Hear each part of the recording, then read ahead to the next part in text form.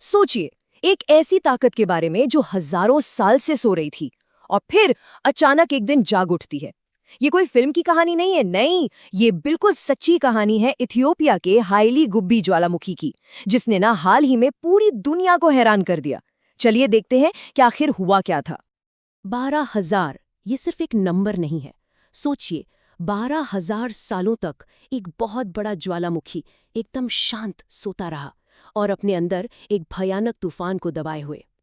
जैसा मैंने कहा, ये कोई कल्पना नहीं है, ये एक असली घटना है जो अभी अभी अफ्रीका के इथियोपिया में हुई।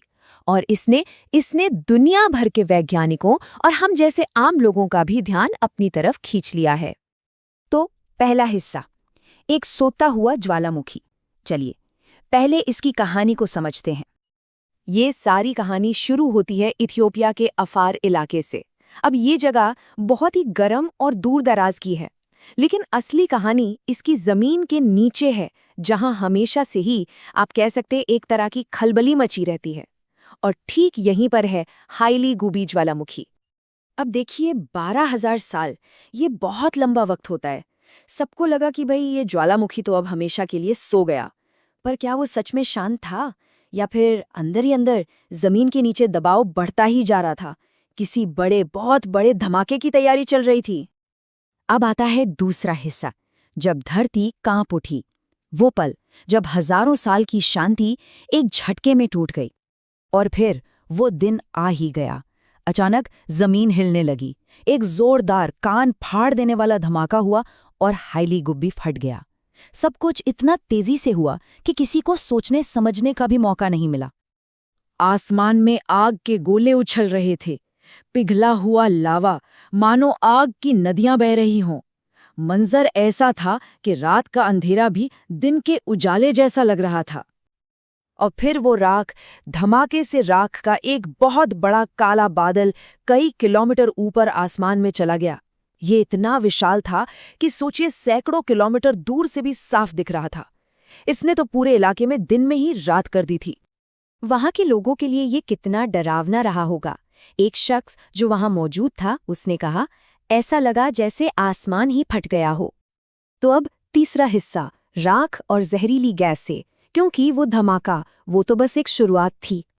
विस्फोट के बाद क्या हुआ? लाखों टन राख और जहरीली गैसें हवा में फैल गईं। और ये सिर्फ वहीं तक नहीं रुकी, हवा के साथ ये दूर दूर तक फैल गईं, एक ऐसे खतरे की तरह जिसे कोई देख भी नहीं सकता था। इन गैसों में से एक थी सल्फर डाइऑक्साइड, जो बहुत ही खतरनाक है। ये एक तरह का अनदेखा जहर है जो हवा में घुल जाता है। इससे सांस लेने में बहुत तकलीफ होती है और आंखों और स्किन में तेज जलन होने लगती है। मतलब इंसानों और जानवरों दोनों के लिए ये एक बहुत बड़ा खतरा था। अगला हिस्सा, पूरी दुनिया पर असर। अब सवाल ये है कि एक दूर के कोने में हुई घटना ने पूरी दुनिया पर असर कैसे डाला? देखिए, ज्वालामुखी से निकली राख कोई मामूली धूल नहीं है।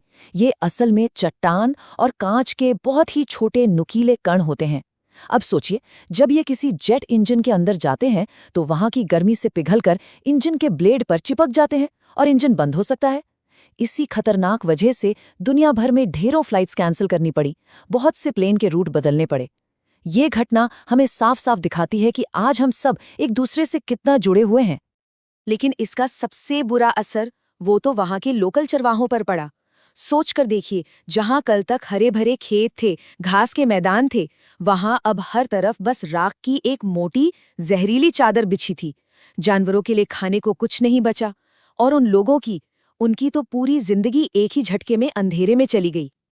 और अब हमारा आखिरी हिस्सा, धरती का महान सबक। तो इस पूरी घटना से हम क्या सीख सकते हैं?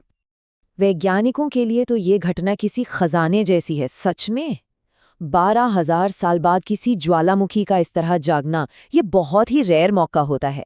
इससे जो डेटा मिलता है ना, उससे उन्हें ये समझने में मदद मिलती है कि हमारी धरती अंदर से कैसे काम करती है। और तो और, इस जानकारी से वो भविष्य में ऐसे खतरों का अंदाजा लगाने और तैयारी करने के लिए बेहतर तरीके बना सकते हैं। अंत में ये घटना हमें एक बहुत ज़रूरी बात याद दिलाती है।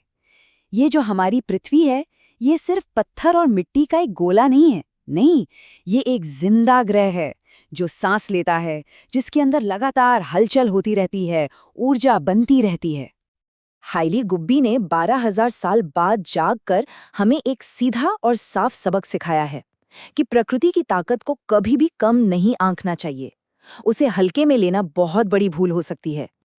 और ये हमें एक बहुत बड़े सवाल के साथ छोड़ जाता है। अगर हमारी धरती हजारों साल की नींद के बाद जाग सकती है, तो क्या अब हम इंसानों को भी जागने की जरूरत नहीं है, प्रकृति को बेहतर समझने के लिए और उसका सम्मान करने के लिए?